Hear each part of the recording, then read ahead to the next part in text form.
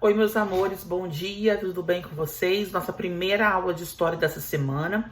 Estamos falando do governo aí de Dom Pedro II. Eu já introduzi o assunto na videoaula anterior, né? Fizemos uma correção de exercícios, eu já dei uma introduzida no assunto. Hoje nós vamos começar da página 32 e ele trouxe como título lá em cima o parlamentarismo. Bom, assim que Dom Pedro assumiu o poder, ele instaurou no Brasil o chamado parlamentarismo. Ou seja, o Brasil, o governante, estaria sujeito, obedecendo às ordens do parlamento. Aí você pensa, poxa, é uma boa notícia. Mostra que Dom Pedro II não era tão autoritário, tão mandão assim como o pai. Ele se espelhou no modelo inglês, porque na Inglaterra era assim que funcionava. Não sei se você lembra da Revolução Inglesa, lembra? O rei reina, mas não governa. Lá existia, ainda existe um parlamento em que o líder obedece às ordens. Quem toma as decisões mais importantes, na verdade, é o parlamento.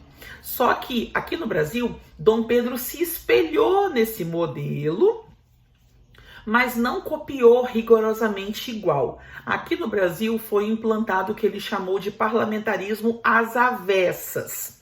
Vamos ver o que é isso? Começa a leitura aí comigo e vai grifando os trechos que eu for lendo com você. Em 1847, foi instaurado no Brasil o regime de governo denominado parlamentarismo, baseado no modelo inglês. No caso brasileiro, o parlamentarismo funcionava de forma contrária ao inglês, o que lhe rendeu o título de parlamentarismo às avessas. Aqui, o imperador Dom Pedro II nomeava o presidente do Conselho de Ministros, chamado de gabinete, e ocupava cargo semelhante ao de primeiro-ministro. O presidente do gabinete e o imperador nomeavam os membros do conselho. Somente não eram convocadas eleições, nas quais se garantia, muitas vezes pela fraude e o partido político que ocupava o gabinete, liberal ou conservador. Então aqui nós estamos percebendo que Dom Pedro instala o parlamentarismo às avessas, onde o parlamentarismo não tem poder. Na verdade, quem tem poder é ele mesmo. Então é ele que vai tomar todas as decisões mais importantes dentro do país. Essa ideia de ouvir o parlamento, de deixar o parlamento opinar, não aconteceu, tá? Vamos grifar só o finalzinho aí? O parlamentarismo brasileiro ainda estava sujeito ao poder moderador. Não se esqueçam, tá? Voltou, hein? Ficou extinto durante a regência, mas agora voltou. Lembrando que o poder moderador é o próprio imperador, que permitia ao imperador depor o presidente do conselho a qualquer momento, o que não aconteceria no caso inglês. Então foi realmente aí uma adaptação que ele acabou usando com o parlamentarismo inglês. Bom, você vai fazer o exercício agora da aba cotidiano, interpretando documentos. Agora não, né? No final do vídeo. Nós vamos continuar falando agora de Revolução Praieira. Bom, vamos lá. Toda essa estrutura parlamentarista garantia a centralização do poder político no governo imperial, cujas diretrizes responderiam a dos grupos políticos da situação no momento, liberais e conservadores.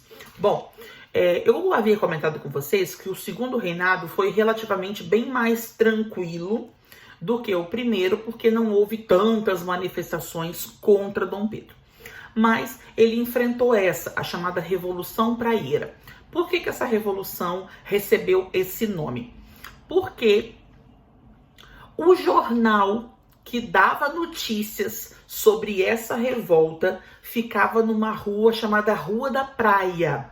Por isso que foi chamado de Revolução Praieira. Está relacionado com o jornal que divulgava as notícias desse movimento, tá? Claro, um movimento contrário a Dom Pedro. E como você pode perceber, revolução. Alguma coisa de muito importante aconteceu, mesmo que tenha sido por um curto período de tempo, mesmo que depois tudo tenha voltado a ser como era antes, mas eles conseguiram algumas mudanças aí. Vamos ver o que está mais indignando essas pessoas e o que elas mais querem mudança. Vamos lá.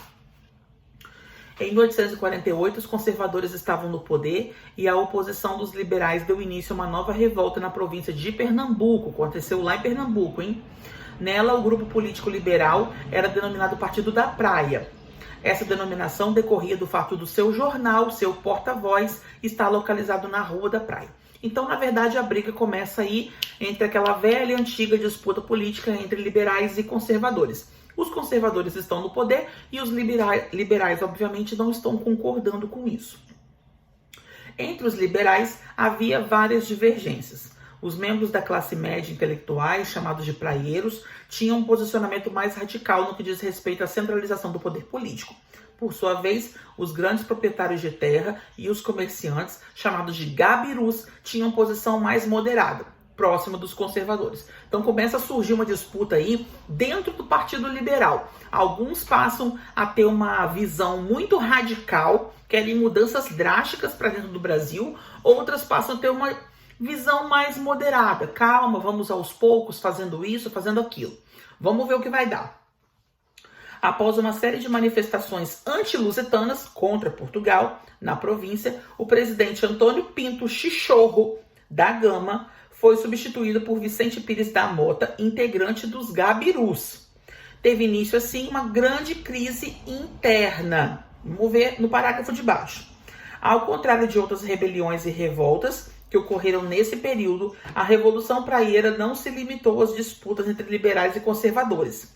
Ideias socialistas foram divulgadas pela imprensa local e se confundiram com os interesses liberais, gerando uma série de reivindicações. Daí o nome Revolução. Não foi apenas uma disputa de poder entre liberais e conservadores. Ideias socialistas de igualdade começaram a ganhar muita força em Pernambuco.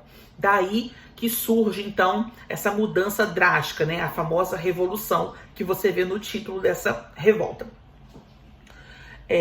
Era preciso acabar com constantes conflitos entre liberais e conservadores, como a Revolução de 1842 e a Praieira ocorreu em 1853. Por isso, Dom Pedro II, orientado pelo Marquês do Paraná, presidente do gabinete, passou a compor gabinetes mistos, formados por membros liberais e conservadores. Embora as desavenças não tenham sido completamente eliminadas, a nova composição do gabinete pelo menos garantiu que não ocorresse durante o Segundo Reinado conflitos de grandes proporções. Lembra? Eu comentei isso com vocês no início do capítulo, que Dom Pedro II foi muito inteligente, muito safo nesse ponto, para tentar diminuir o conflito entre liberais e conservadores. O que ele fez? Começou a organizar gabinetes mistos, ou seja, colocar membros de um partido para trabalhar junto com o outro, ou fazia o revezamento.